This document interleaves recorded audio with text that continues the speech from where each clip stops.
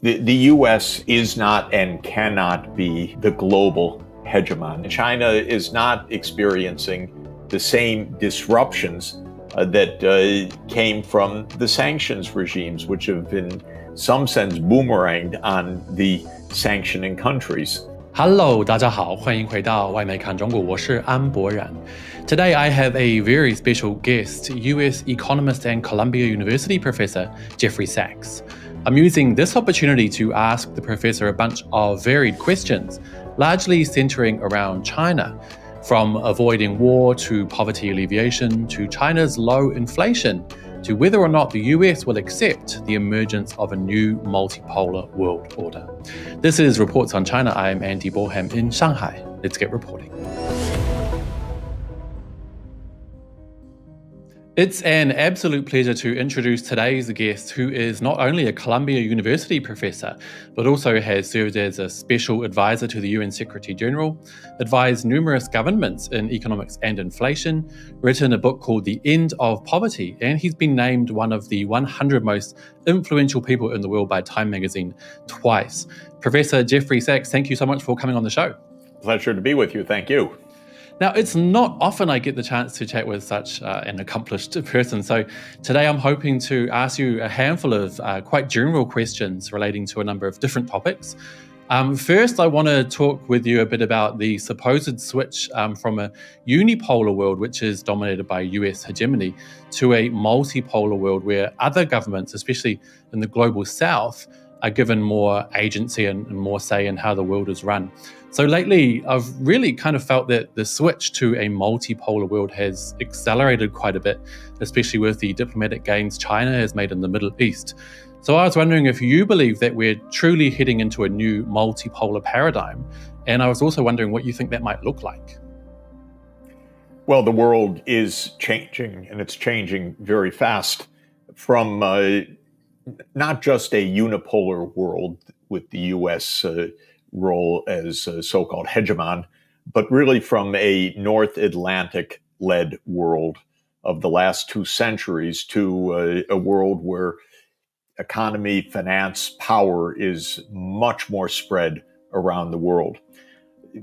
The industrial era began in England. It's therefore no real surprise that England or Britain became the first industrial global empire.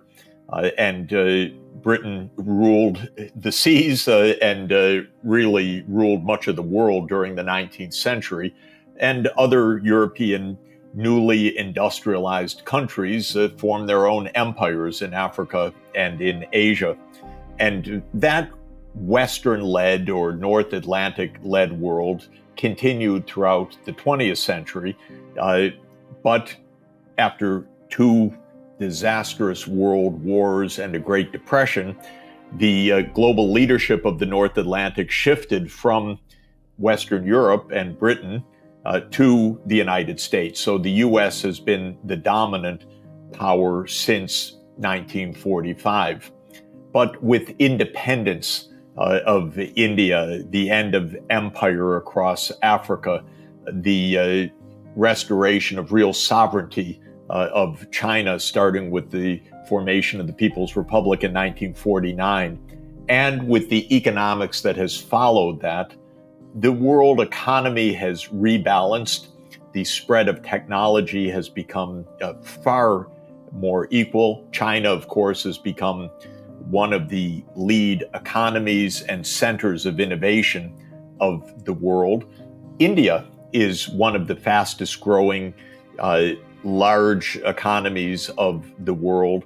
The world's changing. And for me, a notable point is that the BRICS countries, Brazil, Russia, India, China, and South Africa, now when measured at so-called international prices, have larger output than the G7 countries, than the United States, Canada, Britain, France, Italy, Germany, and Japan. So that's a notable change. All of this means we're moving to a multipolar world.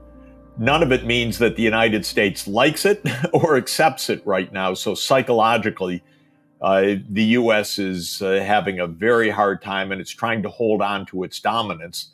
But that's just not possible in a world of diverse talents, skills, innovation, economy, when the US is just 4% of the world population. Yeah, I get the feeling that a lot of people, especially in the West, have this idea that they might suffer under a multipolar order. Do you think that fear is warranted, or can the US and the collective West continue to succeed in a more multipolar world?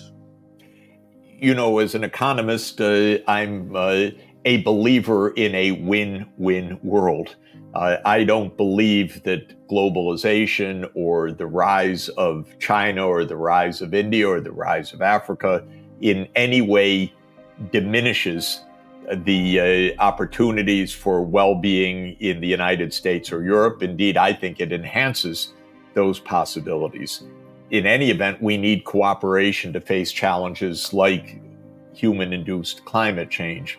So, for all of those reasons, I believe in a win-win world where gains from trade and advances in economy from technological advances can and should spread around the world. If you are a military strategist or a geopolitical strategist, it seems that the feeling is quite different, that the gain of the other is somehow a loss for you. And so I know that international relations realists sometimes think that China's rise is detrimental to the United States. It's a different mindset. I think it's a dangerous mindset, actually, to think in that way, because it almost inevitably leads to confrontation and the real chance of deadly conflict. And so I want to emphasize the win-win nature of the world economy. It's not one region's gain necessarily at the expense of the other. Everybody can benefit from the advancement of know-how and technology and scientific understanding. I'm really crossing my fingers. I too am really pushing for a win-win kind of situation. Now, the US and China have gone through obviously a really rough patch in terms of relations of late, with Nancy Pelosi's provocative trip to Taiwan last year, to Balloongate, to these allegations of widespread genocide against the Muslim minorities in Xinjiang, to calls for war by 2025, to the Select Committee on so-called competition with the CPC. And of course, lately, we also have TikTok and the mainstream media's kind of feverish obsession with Yellow Peril 2.0, kind of painting China as this dark, dangerous, dirty dystopia. Why is it, do you think, that the US is seemingly so obsessed with tearing China down at the present moment? And what do you think it would take for those relations to improve? I think almost all of this is the result of China's success. The United States strategists and politicians didn't want a peer or a rival competitor, and then China showed up on the scenes as a large, successful economy that for 40 years plus, since 1980, has been one of the most dynamic parts of the world economy, and now at the cutting edge of many leading technologies. And I think the United States political class resents this, is fearful of it.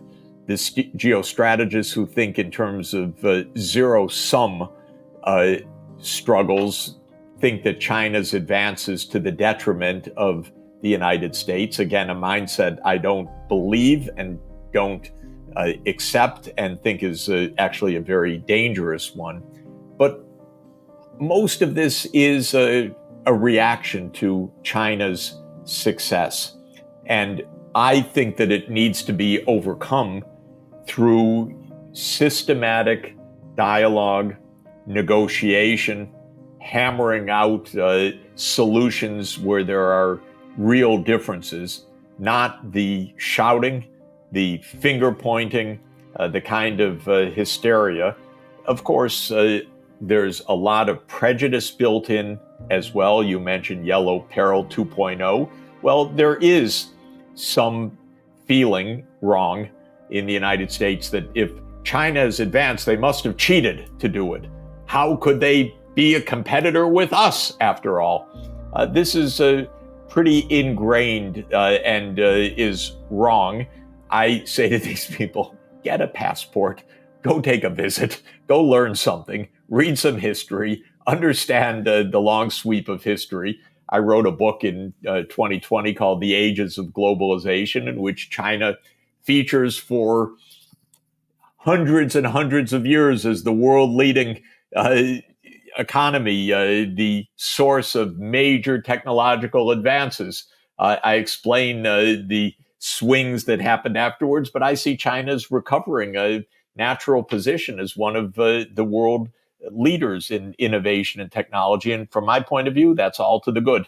But this is not the mindset right now. And I think we have to work hard so that the mindset of fear and zero-sum thinking doesn't overwhelm us and doesn't lead to open conflict, which it could.